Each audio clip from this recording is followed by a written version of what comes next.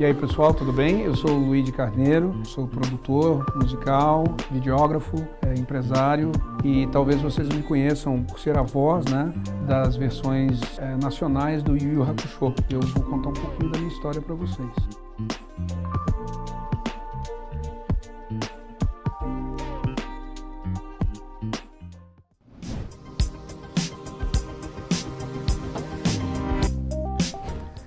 Olha, eu sempre fui apaixonado com música, né, Luiz? E desde moleque, assim, eu pegava lá, meus pais tinham um gravadorzinho lá da Sony, lá que você apertava as teclinhas e gravava e tal. E eu comecei a gravar a voz ali, né, gravar cantando sempre. E aí, cara, eu fui progredindo com os tempos e tudo mais, e melhorando aqui e ali. E aí um dia eu acho que eu tava na 8ª série, cara. 7ª série. A gente tinha uma banda que a gente tocava, mas não era nada muito sério. E aí um dia o Marcelo Lima, que está aqui inclusive com a gente, né, vai fazer uma das músicas hoje aí com a gente.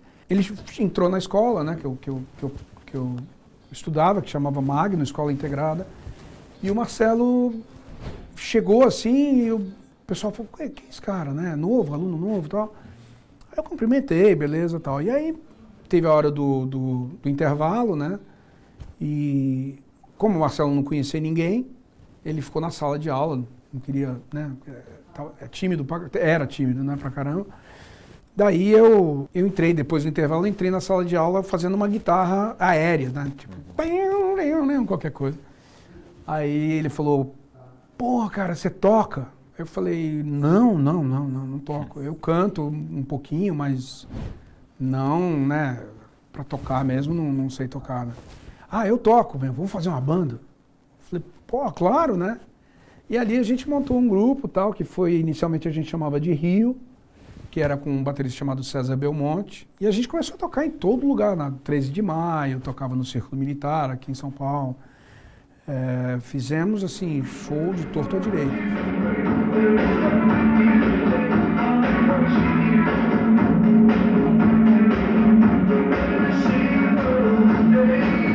Show pequeno, né? Coisa nada muito pretensioso. E aí, acho que 84, 85 mais ou menos, a gente teve o Maurício Galian, que entrou para tocar baixo, eu tocava baixo, né? A gente tocava Paralamas, tocava bandas da época, né? Que eram famosas no Brasil, tocava Man at Work, tocava Duran Duran, tocava Sting. E aí, chegou um ponto que a gente precisava de um baixista, o Maurício Galian entrou, eu parei de tocar baixo, e aí deu para incorporar teclado. Aí eu comecei a gente alugava uns teclados quando a gente fazia show no QG, né, que era uma danceteria aqui de São Paulo. E a gente ganhou uma certa popularidade, né. E na época o Alderan também estava vindo, né, e essa banda passou a se chamar Zeus. E o Alderan veio meio que paralelo com a gente, mas eles eram mais novos que a gente. Então a gente era os bambambãs, do bairro, e eles eram aquela banda que, pô, a gente quer tocar igual o Zeus, né, igual o Rio e tal.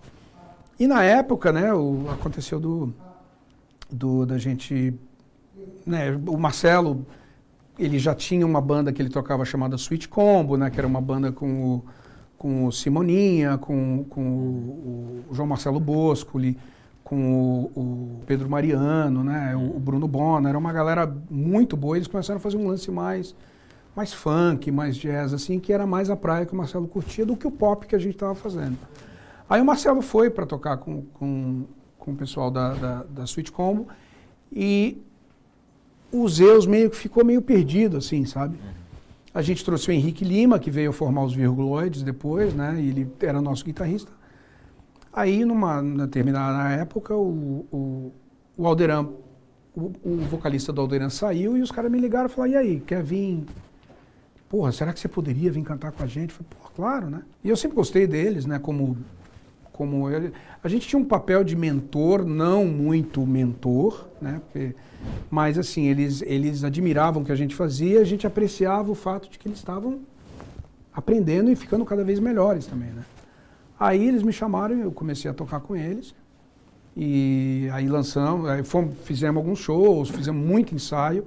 Dali a gente partiu para conhecer o Luiz Schiavon, que é o tecladista da RPM. E ele abraçou a gente, assim, promoveu o projeto, gravou tudo no estúdio dele e lançamos o Alderan e foi um sucesso devidas às circunstâncias da época, sobretudo a mudança do cenário, que já estava saindo do lance pop e rock para ir mais para um contexto de axé, aquelas coisas todas. A gente, dadas as devidas proporções, a gente teve um sucesso positivo. E o grande problema que a gente teve é que a gente fez muito programa de TV, a gente fez Xuxa, Mara, Mariane, todo tipo de programa de TV que a gente podia fazer a gente fez, só que não tinha disco nas prateleiras. Porque a gravadora era uma gravadora que, na verdade, acabou falindo e eles fizeram, acho que 5.000 LPs, todos venderam, só que acabou que não teve mais nada além disso, porque o pessoal queria encontrar o disco e não achava. Aí, a partir dali, eu comecei a trabalhar com jingle, com gravação de comercial de TV, e eu comecei a me envolver mais com publicidade, fiz faculdade de publicidade, e passei a me envolver mais com o lado publicitário das coisas, que foi aí que eu comecei a trabalhar com o estúdio do Schiavon, mas na parte publicitária. Ele, na época, me chamou para fazer parte do grupo Orquestra da Terra, né, que cantou a música do Rei do Gado, e para fazer tour. Mas era uma agenda muito complicada, e eu era um cara meio caseiro, assim, eu estava começando a lidar com meus problemas de toque, né, e eu tinha muita paranoia, assim, se eu tinha trancado a porta, se eu tinha, sabe? Então, para mim, eu comecei a ficar meio recluso, assim, e não estava muito afim de sair. Daí foi que, trabalhando com o estúdio do Schiavon, eu conheci o Hans, e naquela ocasião o Schiavon e o Hans estavam trazendo o Yu Yu Hakusho pro estúdio deles para produzir. E eu já estava gravando bastante coisa com eles e tal, e eles falaram, e aí, quer cantar, né? Eu falei, claro, né? E assim, eu acabei descobrindo, né, que as versões originais eram cantadas por vozes femininas, né? E eu sempre tive um registro de voz muito alto. E aí o pessoal falava, e o Hans falou, e aí, vamos baixar o tom, né?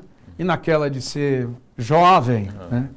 Eu falei, não, cara, vamos aí, faz aí, não tem problema, faz no tom feminino. Só que o tom feminino em japonês ainda é lá em cima. Hoje em dia eu me arrependo profundamente, mas...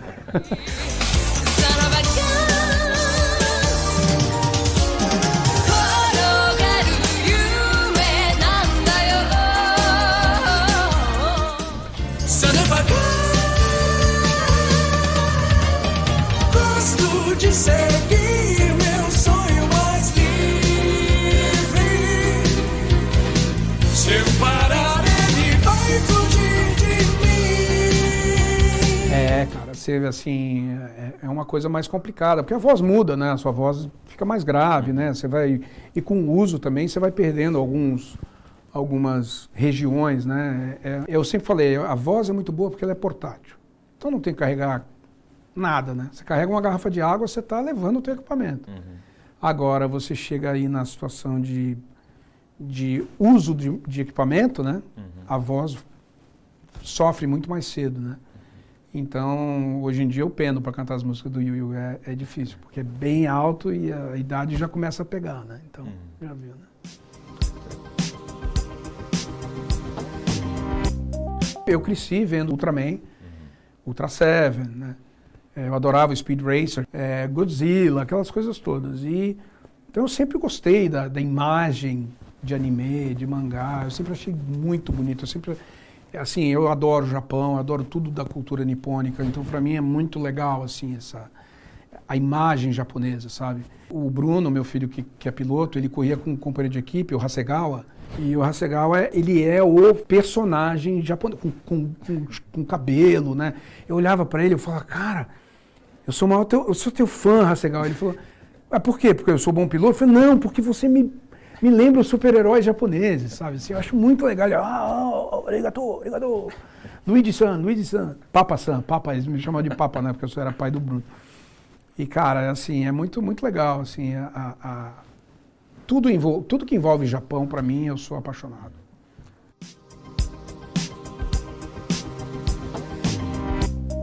Como eu já estava gravando, mais ou menos assim, com o estúdio do Schiavon e trabalhando com muita coisa com o Hans, a gente fazia muito projeto de publicidade, aí ele tinha uma música, eu gravava.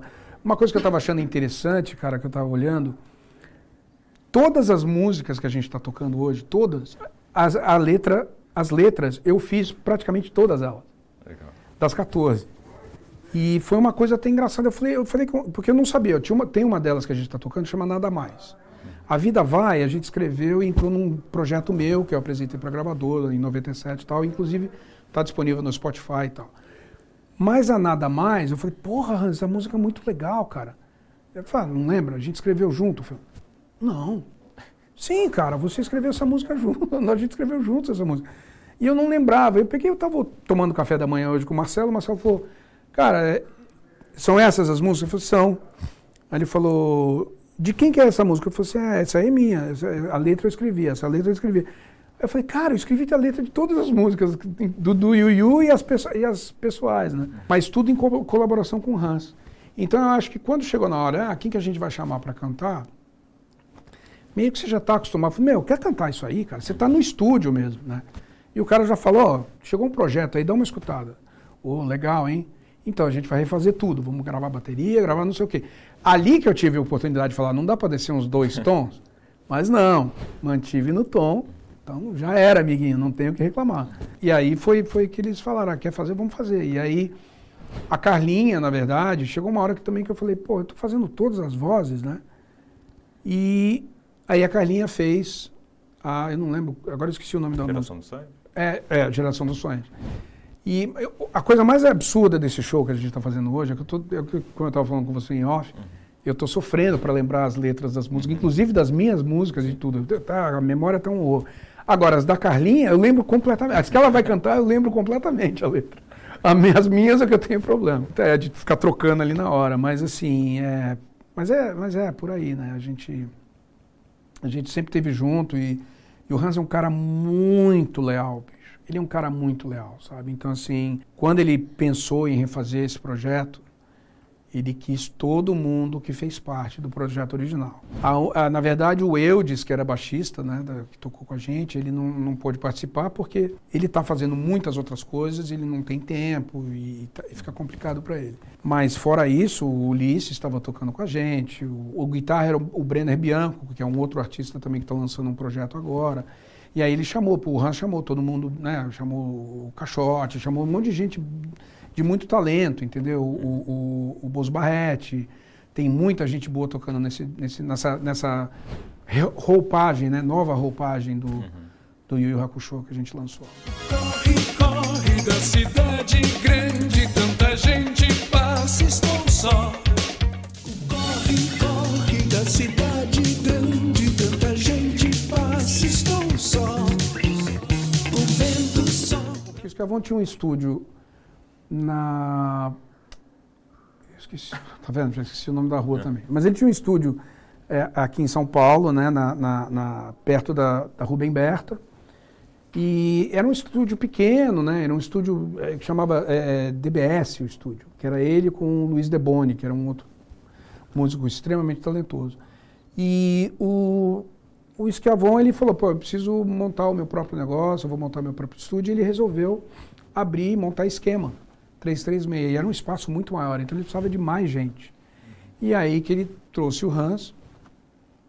E o Hans é um cara que não tem nada num estúdio de gravação que ele não saiba. Nada. Ele sabe tudo do processo. Ele sabe do mais inicial até a distribuição, produção, com quem contactar, quem falar, quem fazer, etc. Então, assim, ali a gente se apegou muito, né? E ele adora Duran Duran, eu adoro Duran Duran. Aí não tem muito, né? Quando você fala a mesma linguagem do cara, não tem como não se associar, né? E a gente só parou de trabalhar constantemente porque eu mudei para os Estados Unidos, porque senão a gente teria continuado a trabalhar do mesmo jeito.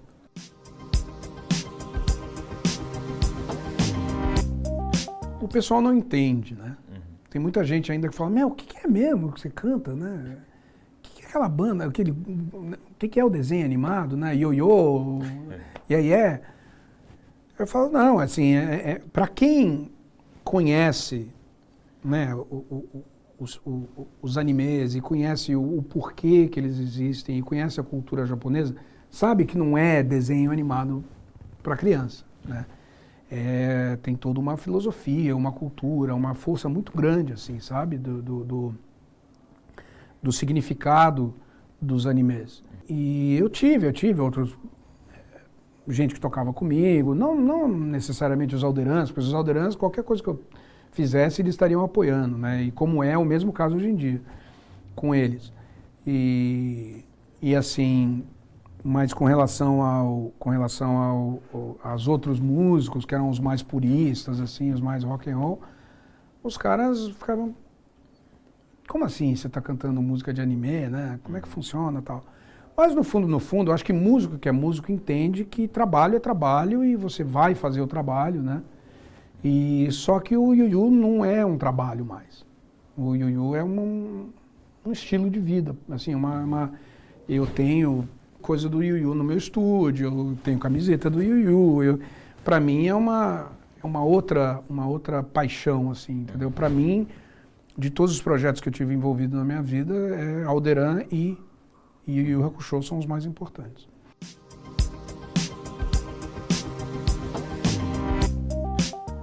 É aquilo que o Hanzo até falou uma vez. Às vezes ficava complicado para a gente conseguir assistir, né? Porque horário de gravação, de comercial, sobretudo de jingle, é geralmente durante o período do dia. Porque o pessoal de agência quer estar presente, quer ver como é que o jingle está sendo feito, e esses caras não trabalham, pelo menos naquela época, não trabalhavam depois das... O pessoal de agência não trabalhava depois das 6 da tarde.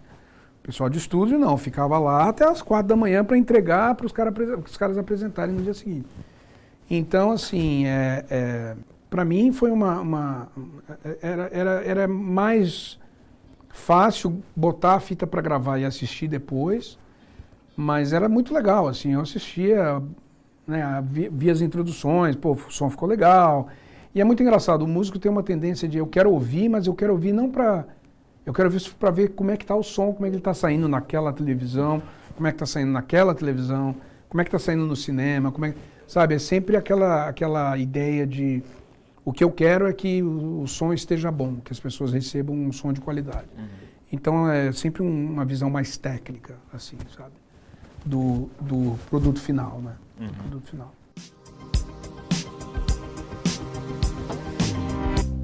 Porque na época o que eles deram pra gente foram as aberturas com as músicas originais, mas sem tradução. Então a gente não sabia o que estava sendo cantado. Mas era alguma coisa com uma mensagem muito forte. Então dava para perceber isso pelas interpretações. Aí, quando foi a hora de escrever as letras, é que a gente...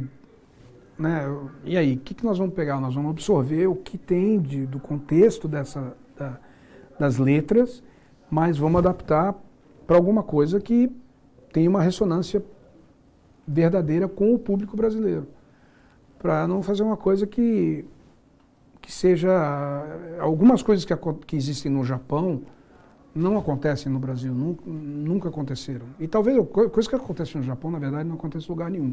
Mesmo nos Estados Unidos não chega aos pés do Japão em termos de sociedade, né? De consciência cívica, consciência ao outro. Então é uma coisa muito... Eu falo que ir para o Japão é como ir para um outro planeta, né? E então, assim, é uma experiência muito grande, mas então eu quis trazer o heroísmo e a força, aquela garra que as músicas tinham, que eu comparo diretamente com a garra e com a força que o brasileiro tem. Eu falo com a minha mulher às vezes, quando a gente está dirigindo, ou quando a gente está trabalhando com alguém, eu falo, se você pegar um americano típico, soltar ele no Brasil e falar, se vira, meu amigo, o cara passa fome. Não tem aquela versatilidade, não tem o jogo de cintura às vezes fica visto como uma coisa negativa, mas não é. A capacidade de se adaptar em qualquer situação e fazer alguma coisa acontecer, mesmo não tendo as melhores situações, é uma coisa que o brasileiro tem um talento monumental para fazer. E por isso que todo brasileiro que vai para os Estados Unidos se dá bem, ou que vai para outros lugares se dá bem. Porque não tem tempo ruim, não é, pô, sabe, é longe, hein? Como assim longe? Ah, você vai ter que pegar aí, vai dirigir mais ou menos uns 40 minutos. Bicho, no Brasil eu pegava um ônibus, depois eu pegava um metrô, depois eu pegava outro ônibus, aí eu descia uma rua para até lá embaixo, aí eu chegava. Então não tem dificuldade, sabe? Agora, Os filhos de brasileiros que nascem lá, já é diferente. Eles são super... Não dá, agora não posso não, tá difícil. Aí os caras viram meio gringo, assim, mas aí é que atrapalha, né? Mas assim, então foi essa a intenção, valorizar aquilo que o brasileiro tem de melhor, associando com a cultura e a mensagem que as músicas traziam para mim. Mas sem me decidir, porque cresci, sou forte, estou pronto a lutar.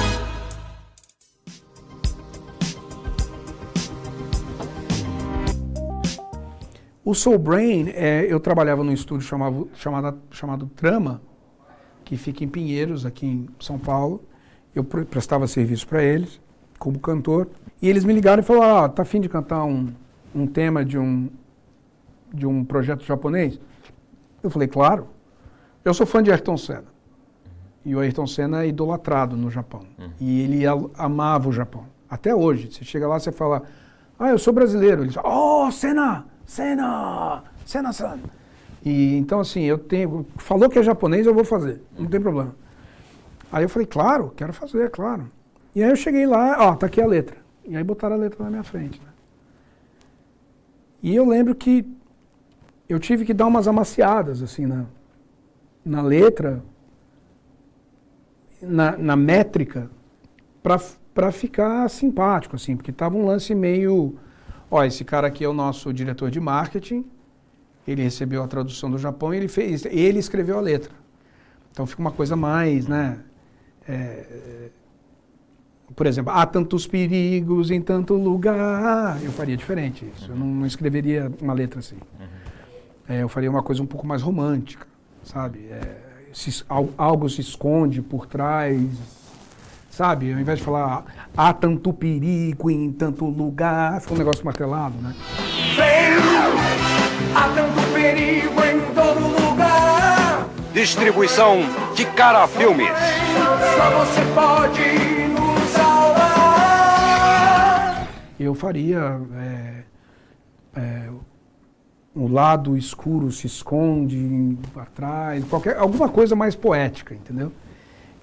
Mas é o trabalho. O cara falou, tem que fazer isso aí, eu vou fazer isso aí. Né? Então, mas dentro do que me foi dado, eu tentei fazer o melhor possível. Mas eu lembro que eu saí de lá, eu entrei no carro, né? Falei, pô, isso podia ter ficado mais legal. Sabe? Eu detestava quando... Pô, podia ter ficado mais bacana, dava para fazer um negócio mais bacana. Aí, quando veio o Yu, talvez por essa experiência, é que a gente... Talvez tenha surgido o assunto. Será que a gente pode adaptar de uma maneira que não seja traduzida literalmente por alguém que não é músico, ou que não é escritor, ou que não é poeta, ou que não é, sabe, compositor?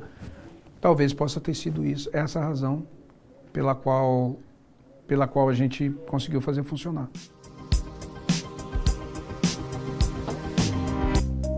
Uma das coisas que eu sofri bastante na ocasião também do meu filho morando no Japão e correndo lá, às vezes eu tinha que escrever o reporte de como foi a corrida daquele fim de semana.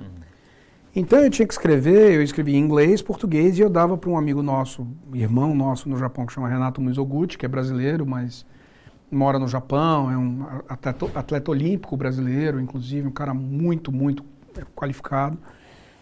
E o Renato fazia as traduções para o japonês do que eu estava escrevendo. E aí eu tinha que montar o vídeo, sabe? E eu tinha que remontar a ordem das imagens completamente, porque enquanto a gente falaria na terceira volta, o Bruno ultrapassou e conquistou várias posições. No japonês seria... Aí aparecia o Bruno passando e mostrando de terceiro para quarto, alguma coisa. Ou de quarto para terceiro. E no japonês seria, após ultrapassagens feitas de terceiro a quarto, o Bruno conseguiu, através do esforço, chegar...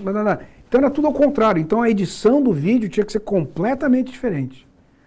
Então, assim, para casar com o que estava sendo falado, né? E aí eu penei. Aí foi uma das coisas que, com relação ao Yu-Yu foi que eu falei, se eu tentar fazer uma tradução literal, não vai ficar legal. O espelho se quebra e te reflete, só vejo tristeza nos teus olhos. Se a carta que um dia eu escrevi chegar em suas mãos, não há... Entendeu? E aí eu e o Hans, a gente ficava sentado lá na cozinha do estúdio, comendo pizza de madrugada e aí? Não, eu acho melhor falar assim, eu acho melhor colocar dessa maneira. Porque a vantagem de você trabalhar com alguém, mesmo que você escreva a maioria das coisas, aquela pessoa que está ali, ela está te dando o retorno para dizer, sou estranho, sabe? Então, por isso que eu acho que é fundamental você estar trabalhando junto com outra pessoa. Mas eu acho que veio mais ou menos dessas coisas, assim, sabe? De poder estar junto e ter a experiência do Alderan, porque eu sempre fiz letras... eu nunca gostei de coisa explícita, entendeu? Uma das coisas que eu admiro, eu adoro no Simon Le Bon, por exemplo, do Duran Duran, é que tudo que ele escreve é um negócio meio... Se você for prestar atenção nas letras, entendeu? Telegram, force and ready. I knew this was a big mistake. Não quer dizer nada. O telegrama e a força do telegrama me fizeram saber era um tremendo erro. Mas, no contexto geral, funciona, porque é tudo... Ele escreve letra como se ele estivesse pintando um quadro. Então, o que quer dizer isso aí? Não quer dizer nada, mas tá bonito, não tá? Sabe? Soa interessante. Então, é muito... É isso que eu sempre tentei fazer com o Alderan, entendeu? Eu fiz uma letra que foi contra o Trump, ano retrasado, que era literal. Ali era bem literal mesmo. Mas o resto é tudo meio simbolismo, entendeu? Para não ficar uma coisa óbvia, sabe? Uma coisa como, por exemplo, todo perigo em todo lugar, entendeu? Que eu acho que destrói a melodia, porque a letra tem que casar com a melodia. E eu acho que lugar, por exemplo, é feio, entendeu? Saber, muda a melodia, não precisa fazer saber, faz saber. Essas coisas fazem com que fique um pouco mais digerível, vai. Todas essas sutilezas é o que fazem uma letra agradável e uma que está na cara do sujeito lá, muito... Sim. Sabe, é uma história de um Renato Russo da vida, que era um gênio para fazer essas coisas, ou de um Cazuza, ou de um Paulo Ricardo, ou de Caetano, Gilberto Gil, sabe, é Vinícius de Moraes, é poesia as letras brasileiras são de uma qualidade monumental. Desde da era de Pixinguinha, da época de Dorinão Barbosa, até, né, eu não ouço música brasileira atual, né, mas até pelo menos as eras pop, né, dos grupos pop e tudo mais, sabe, é fenomenal.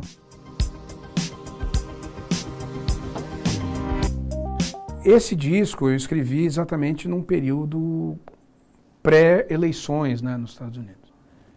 E na tradução, né, significa com os olhos no paraíso durante um período de caos. Que também é uma coisa brasileira. Você entendeu? A gente sempre falava, né? Pô, o cara sofre a semana inteira, mas na sexta-feira ele vai comprar carne, ele vai comprar... E a vida do cara vai ser a família comemorando, almoçando juntos, sabe?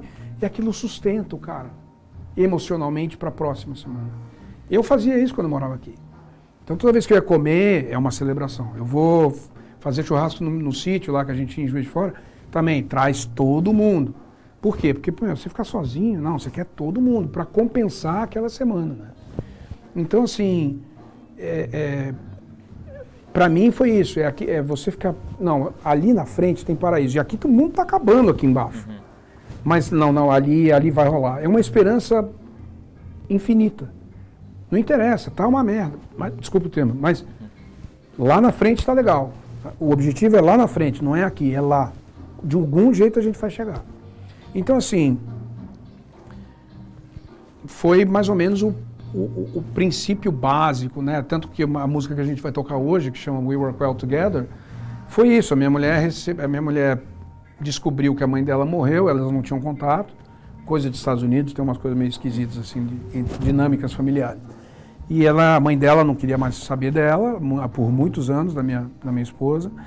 E ela morreu, a família toda escondeu da minha mulher que ela tinha morrido, porque queriam ficar com uma casa que a minha sogra tinha. Só que uma das pessoas que trabalham na pista onde o meu filho corre, que eu estava sempre indo lá, mora do lado da casa onde a minha sogra morava. E ela falou, escuta, a casa está abandonada lá. Eu falei assim, como assim está abandonada? Você não sabe que a tua sogra morreu há 2 anos atrás? Eu falei, não. E aí chegamos na casa, bicho. É uma casa daquelas de trailer, sabe? Não é uma mega casa, é uma casa de trailer que é pré-fabricada. E o que você puder imaginar que tivesse jogado no chão, estava, porque pessoas invadiram a casa e ficaram morando ali, né? Então tinha todo tipo de comida estragada no chão, fezes, tinha o que você podia imaginar. Aí eu falei com a minha mulher, e aí, o que a gente vai fazer com isso aqui? É um terreno bom. Ela falou, você me ajuda a arrumar isso aqui? Eu falei, claro, vamos embora. Aí começamos a tirar a coisa, e sempre com máscara, né? Porque tinha gente que fez metanfetamina lá dentro. Então é um problema sério. A gente tirou tudo da casa, carpete, tudo que você pode imaginar. Começamos a fazer tudo de novo. Teve um cara que era construtor, né? De pedreiro, e ele foi ajudando a gente. Mas eu fui lá, pintei a casa, eu instalei o piso, instalei azulejo, fizemos tudo. Quando a casa ficou pronta, cara, a gente teve quase 40 propostas de gente querendo comprar a casa. E eu falei, maravilha. E aí eu virei pra minha mulher e falei assim, we work well together. Não, minha mulher falou pra mim, we work well together. Né? Tudo que a gente faz junto, a gente consegue fazer um sucesso, né? Eu falei, exatamente. Aí quando eu escrevi a letra em cima disso.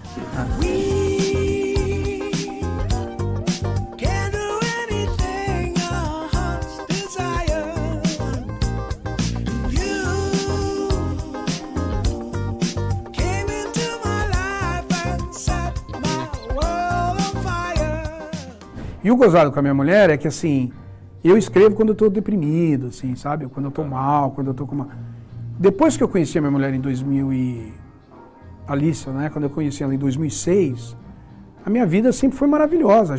A gente às vezes não tinha comida, porque a gente estava passando um aperto do caramba, tinha que pagar aluguel, vendi relógio, vendia minha guitarra favorita para poder pagar aluguel. Passamos muito perrengue. Mas, assim... Era tudo bom, porque, eu chegava em casa, ela estava lá, entendeu? É que eu falei com ela, tô indo pro Brasil agora, vou ficar 3 semanas lá. Geralmente, eu ia chorar quando eu tivesse que voltar para os Estados Unidos. Mas porque ela não veio comigo, tudo bem, porque eu tô voltando para casa para ela, entendeu? Então é outro papo, então já não...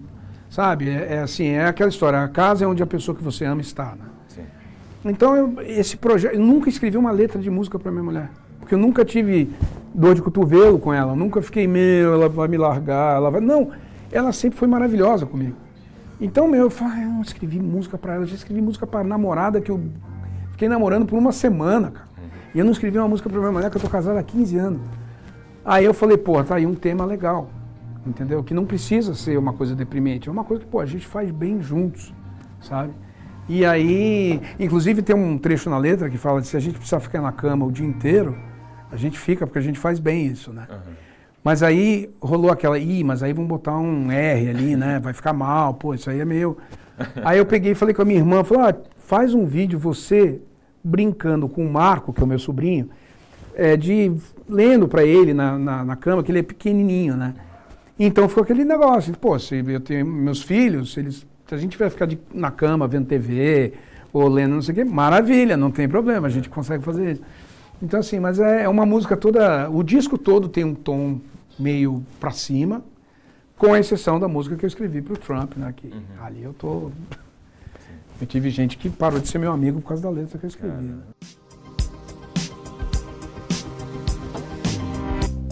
O lance da memória é um negócio muito estranho, cara. Até música do Duran Duran, que eu ouço há 40 e tantos anos, eu tô esquecendo as letras.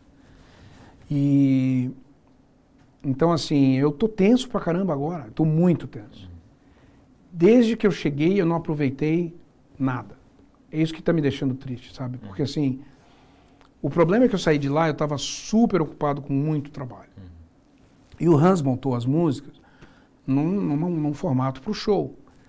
E eu consegui ouvir umas 2, 3 vezes antes de vir para o Brasil. Eu estava fazendo 61 horas de trabalho só para o rodízio, só para essa empresa que eu trabalho, nas últimas 3 semanas, que eles estão lançando 2 campanhas de Festival do Bacon, aquelas coisas, né? Uma churrascaria, então os caras... E eu tive muito pouco tempo de fazer coisas.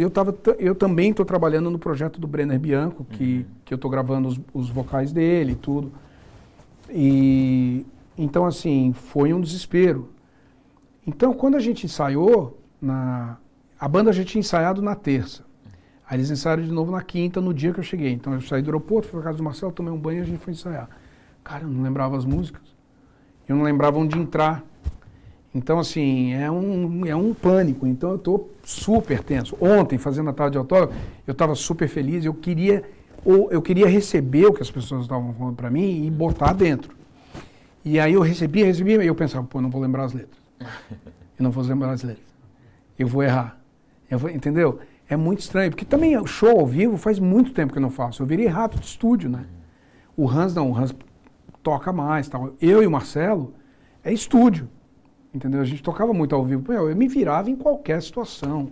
A gente fez um show com o Projeto S, que era o Esquiavon, logo depois que a RPM acabou, e eu lembro de que, aconteciam situações no palco que um esquecia, e a gente estava tocando o Alderan e o Projeto S junto, então você está falando aí de 11, 12 músicos, alguém esquecia de alguma coisa, eu sabia aonde entrar, se a música estivesse no contratempo. Eu lembro que uma vez o batera entrou no contratempo, e eu arranjei um jeito de o outro vocalista entrou no contratempo, eu consegui um jeito de desenrolar a música e trazer todo mundo, todos os músicos de volta no tempo, porque estava tudo...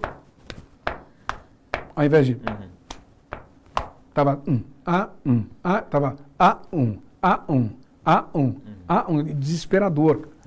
Mas aí a gente conseguiu, assim, eu tinha muito tino para essas coisas, eu me virava, porque eu ia tocar em barzinho, toca tal música, não conheço, mas deixa eu ver. Então você fica muito versátil. Quando você começa a trabalhar só em estúdio, a coisa fica super rígida, sabe? Mesmo na época de publicidade, o Yu Yu Hakusho, você tem uma estrutura, ó, vamos entrar agora, vai, você gravou aquela linha. Tá, beleza. Vamos para a próxima? Vamos. Letra. Entendeu? É meio que por aí. Eu não gosto, eu gosto de saber a letra para eu poder entrar no clima.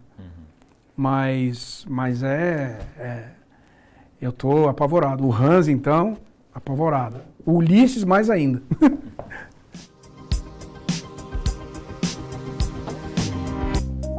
Sim. O Bruno, sobretudo, né? Ele voltou do Japão falando japonês, né?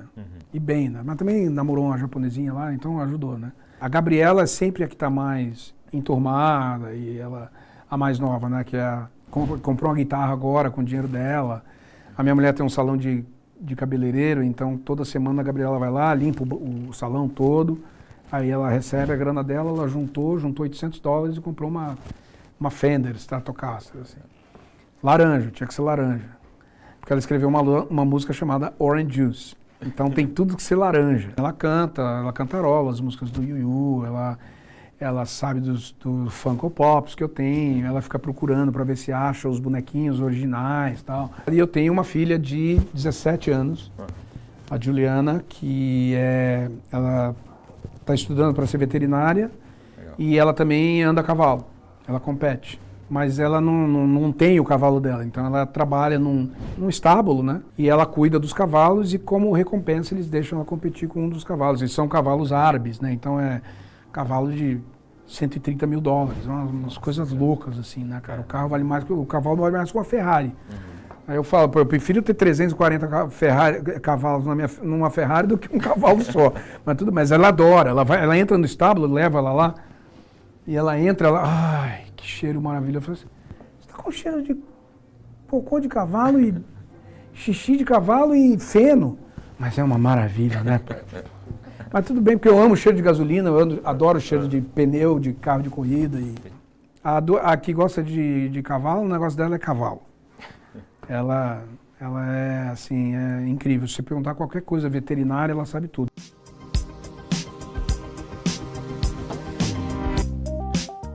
eu vou encontrar com os Alderans essa semana. Encontrar com eu tenho uma prima que mora aqui em São Paulo, é a única prima que eu tenho que mora aqui em São Paulo.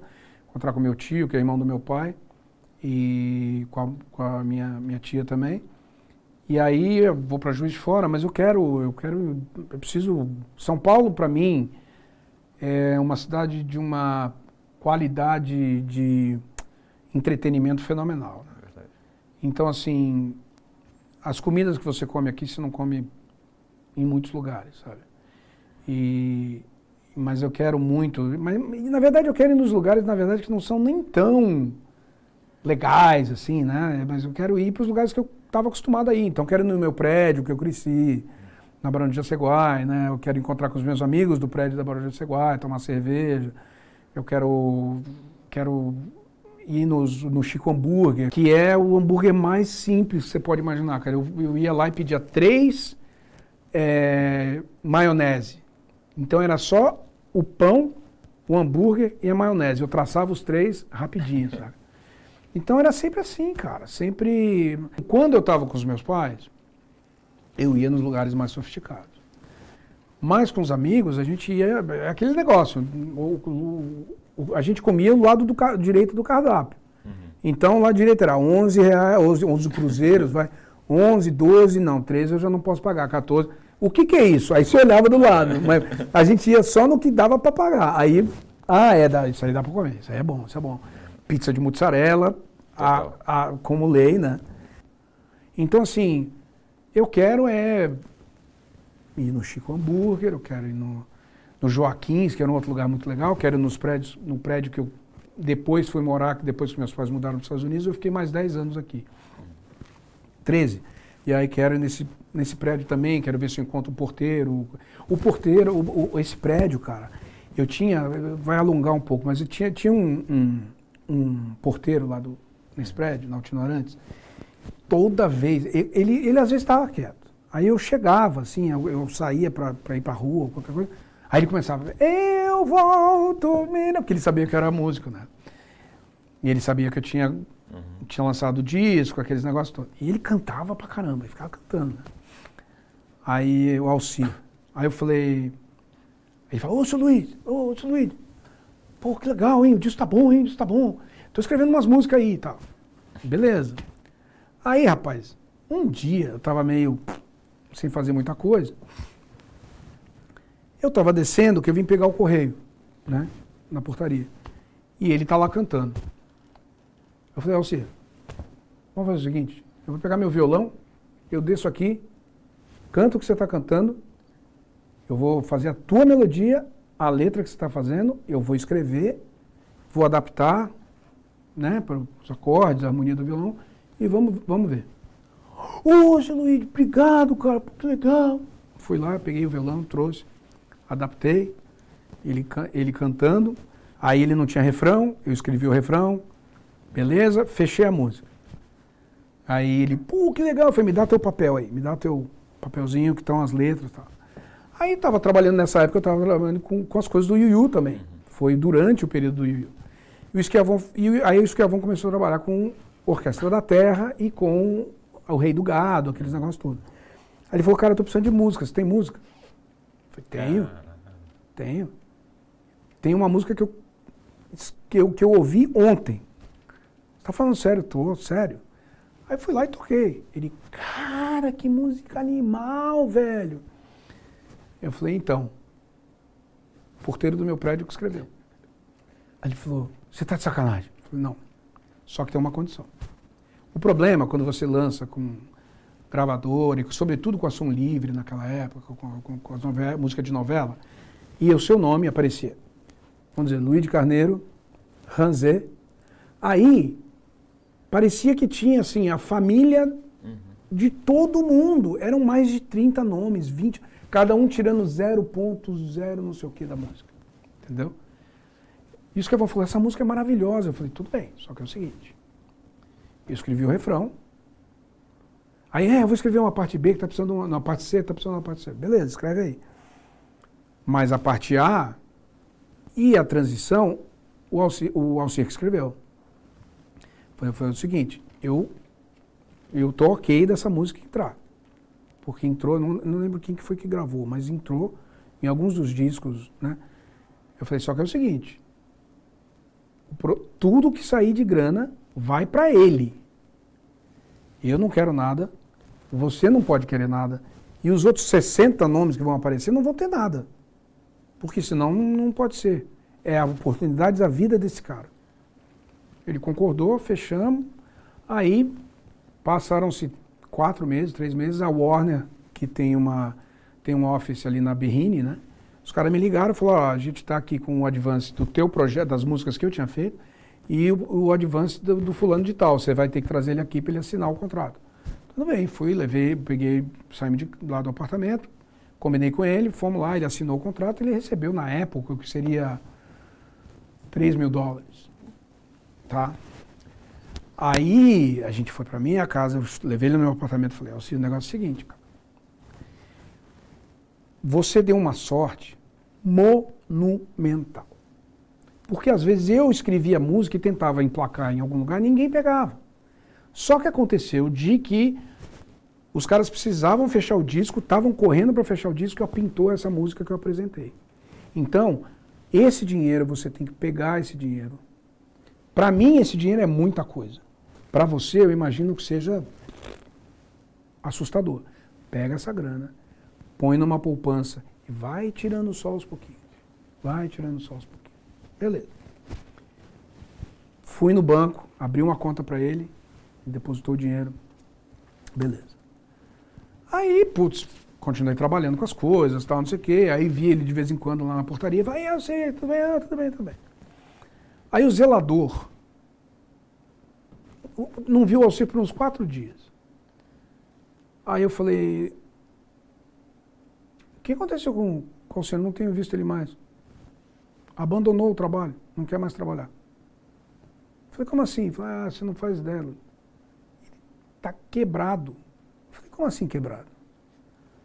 Ele foi, aí você vê por que o brasileiro é especial. Né? Você pode falar, pô, o cara é responsável. Não, não é irresponsável. É aquela teoria do cara que começou na várzea do Flamengo, vai jogando lá, na época do Zico, vai subindo. E o cara cai uma tremenda grana na mão dele, que para ele era uma tremenda grana. Ele foi, na primeira semana, ele fez o supermercado da comunidade inteira dele. Ele comprou comida para todo mundo, ele pagou as contas de todo mundo, ele fez, assim, uma coisa de louco que ele fez. E naquela época acho que o dólar estava 1 para 1, um negócio assim, então ele fez uma grana legal e pagou as contas de todo mundo. Aí o Nivaldo, que era o zelador, tô puto com ele, cara, que fazer um negócio desse. Eu falei, Nivaldo, vai fazer o quê, cara? Isso aí é o coração do cara, você entendeu? Então assim, talvez na cabeça dele, porque eu ajudei, ele foi ajudar os outros também. Você entendeu? Aí passaram-se, quando eu estava para mudar para os Estados Unidos, inclusive eu estava encaixotando as minhas coisas. Ele voltou no prédio, que ele voltou a trabalhar no prédio. Aí ele voltou e falou, ô, seu Luiz, será que não, eu tenho umas outras músicas aí, será que não acontece? Eu falei assim, olha, eu posso tentar, sim, mas é o que eu te falei. Foi uma sorte que aconteceu. Aí eu tentei mandar algumas coisas, mas aí não... É aquele negócio, né? Tem que ser na hora certa, no momento certo, com o sol batendo num ângulo específico e a coceira na cabeça é aqui, não é aqui, para as coisas darem certo, né? Então, assim, infelizmente não foi, mas ele tem uma música que entrou numa das novelas da Globo, que eu nem lembro qual a música que é mais, mas foi um lance muito legal, assim, é uma das coisas mais, que eu tenho mais orgulho de ter podido proporcionar a alguém, sabe?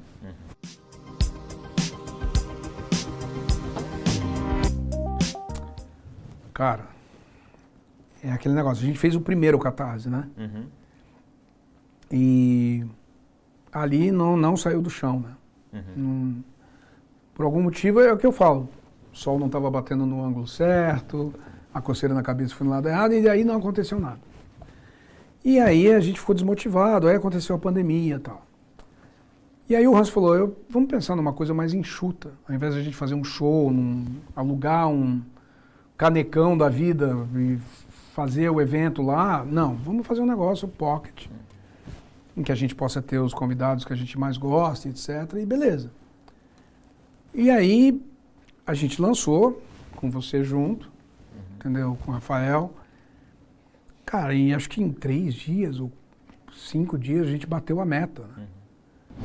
Eu não acreditei naquele negócio. E aí passou a ser quase que... Você fica olhando todo dia para ver. Caramba, a gente subiu mais. Caramba. Agora, 271% da meta é uma coisa fenomenal, cara. E é por isso que eu tô tão tenso. Você entendeu? Assim, porque não é uma coisa que você trata de uma forma relaxada, né? É uma coisa que, cara, são pessoas que, sabe, doaram para que um projeto acontecesse. Então é uma coisa muito tensa. E assim, eu orgulho de querer fazer bem feito, né? Porque é o que o projeto merece. Então, mas eu tô assim, eu não acreditava quando eu olhava. E aí eu ficava recebendo as mensagens, né? Do Rafael, tuas, do Hans. Ó, agora já tá em tal coisa, agora já tá nesse número, agora já tá nesse número. E cara, você fica, caramba, que legal, vai dar pra gente então fazer uma masterização melhor, vai dar para contratar um profissional melhor para fazer isso, vai dar para... Porque é aquele negócio, a gente queria fazer o suficiente, mas agora dá para fazer uma coisa realmente eterna, vamos dizer. E, meu, quando você vê as capinhas, quando eu peguei a capinha do CD, cara, você fica imaginando, eu fiquei imaginando, eu falei, peraí, Hans, então vai ser, a capinha não vai ser aquelas de plástico, não, é um material de papelão, né, praticamente. Uma coisa maravilhosa, sabe? Um troço super bem feito. Os LPs estão sendo feitos na Polônia, cara. Azuis. Meu, é assim, não tem. É uma coisa que você está acostumado a ter num projeto do Duran Duran. Sabe? Talvez as pessoas não entendam isso, mas o nível das coisas que as pessoas vão receber é um nível completamente profissional.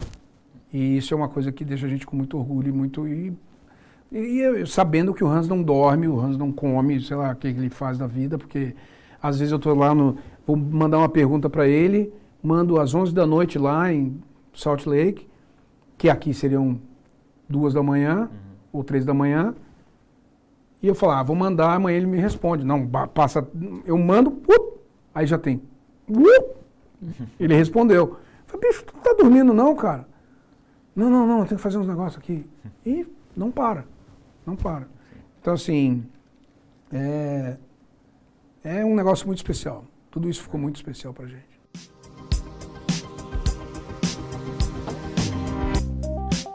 Eu nunca recebi o carinho que eu recebo dos fãs do Yu Yu e das pessoas que trabalham com coisas do Yu Yu, dos profissionais que, como você, como o Rafael, entendeu? Como o Diego aqui, ou seja, sabe, é uma coisa que, cara... Quando você lida com uma gravadora, é uma coisa muito fria, sabe? E o público, se ele consegue ter acesso, beleza. Mas, se não for pelos meios, sabe, normais, a tua música... É o que os caras falaram, para poder fazer a tua música virar mesmo, We Work Well Together, pra gente virar nos Estados Unidos, a gente precisa de 1,5 milhões de dólares. Eu falei, eu tenho 5 mil. Assim mesmo, é a herança que a minha mulher recebeu da minha sogra. Que a gente vendeu a casa, né? A gente arrumou a casa e vendeu. Depois disso não tem mais nada. E aí a gente deixou a grana do cara e botamos mais 5 para fazer masterização, aqueles negócios todos. E não recebemos nada de volta. Sabe? E assim, o recebe do público que escuta, né? As pessoas falam, nossa, que disco maravilhoso. Isso vale muito, mas o Yu Yu não tem comparação, cara. Sabe, eu vi ontem, quando eu vi as pessoas em pessoa e eu reconhecia quem eram, para mim são pessoas que viraram meus brothers.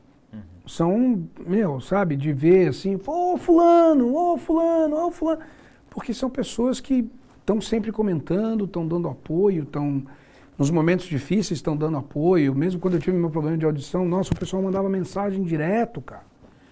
Enquanto muita gente que eu convivia no dia a dia, mesmo companheiros de trabalho, ninguém falou nada. Para um músico perder a audição é um horror, entendeu?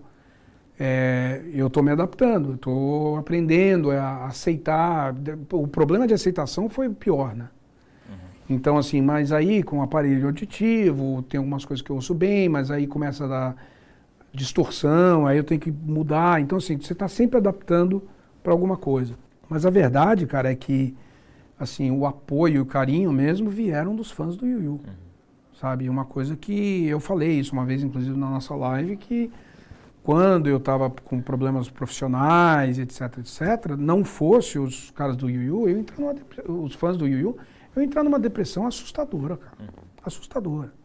Então, graças a Deus, sabe? Graças aos fãs do Yu-Yu, as coisas continuaram. Eu pensei em abandonar a carreira, abandonar tudo. E graças aos fãs eu mantive aquela paixão, entendeu? Eu sei que o meu coração agora dói.